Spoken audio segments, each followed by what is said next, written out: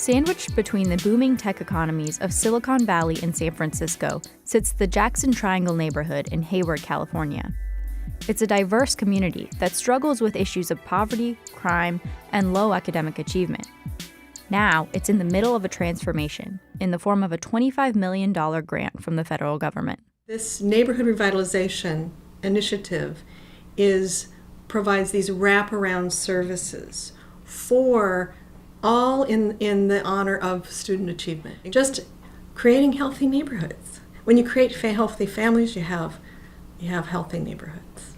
It's an all hands-on-deck approach to making sure that our students receive that promise that from the time they're born to the time they graduate from high school, if you are part of this Jackson Triangle area, you will be served in a way that will allow you to be successful in college and to graduate.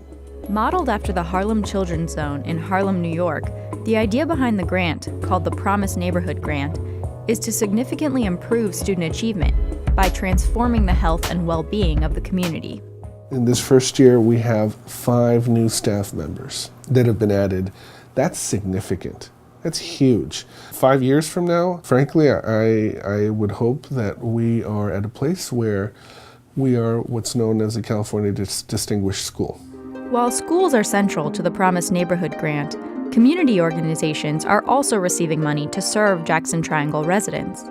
The Tiburcio Vasquez Health Center is using their Promise Neighborhood funding to train adults to be community health educators, or promotoras.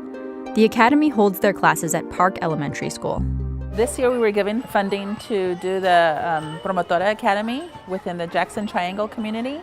What we're hoping that this particular class of our Promotoras training is that they really get a good sense of what the Hayward Promise Neighborhood is really trying to do in their communities, and that's really just filter in a lot of the community-based organizations and services that will benefit not just them, but also their children and their community.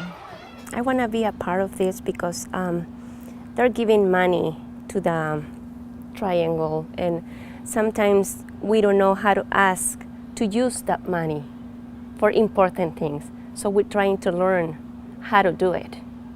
Honestly, I think the biggest shift that I've seen and I continue to see in these Promotora trainings is the idea that you're not alone, that this isn't about me. It's kind of like about a we in the community sense. And I think it's that consciousness that the training really promotes that really kind of like gets the aha moment to kind of like come together as a community.